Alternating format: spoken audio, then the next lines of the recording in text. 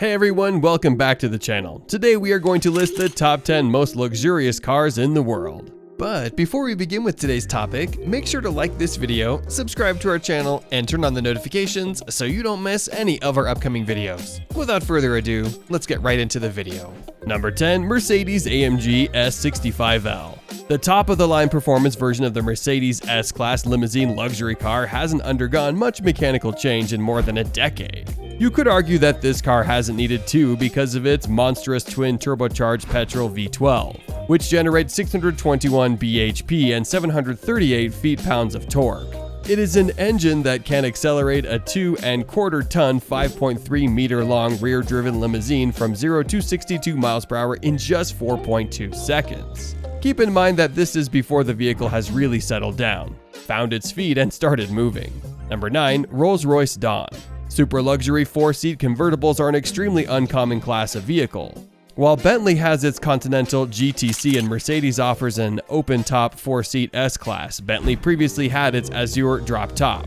However, over the past 10 years, Rolls-Royce has occasionally provided its model lineup with more than one 4-seater super cabriolet. The Dawn, the current generation Phantom's convertible equivalent from the smaller Ghost Wraith model Strata, hasn't yet appeared, but it's still very much a part of Goodwood's model lineup.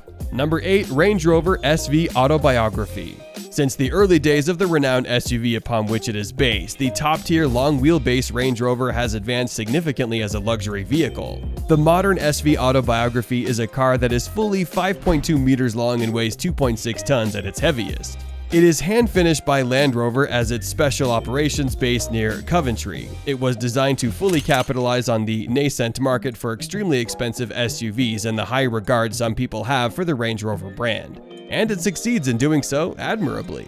Number 7. RollsRoyce Ghost. When the Rolls-Royce Ghost luxury cars debuted in 2009, it was in the beginning of the transformation that increased the company's annual production volume, from a few hundred to several thousand vehicles. The Ghost increased access to Rolls-Royce ownership slightly but significantly by using mechanical underpinnings that were modified from those of the BMW 7 Series. Since the next Ghost will use the same all-aluminum Rolls-Royce only platform as the Phantom and Cullinan, it is reasonable to assume that the management's opinion on the decision to use those BMW group mechanics now will be somewhat different from what it once was. Number 6. Bentley Bentega. The evaluation process for the Autocar road test for the Bentega was eventful.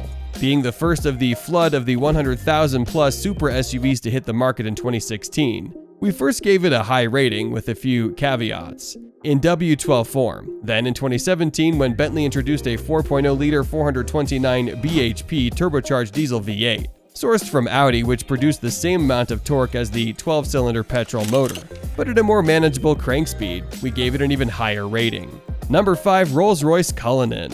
The Cullinan has received enough negative feedback about its design from all angles to cement the idea that its creator took a big chance by releasing a vehicle that some have criticized as awkward and unattractive, and others have criticized in even less forgiving terms. The collective disgust of those who wouldn't have purchased a Cullinan will, however, have little impact on whether it becomes a commercial success, if Rolls-Royce's market research is accurate, which a year's worth of confirmed orders is a good indication will be.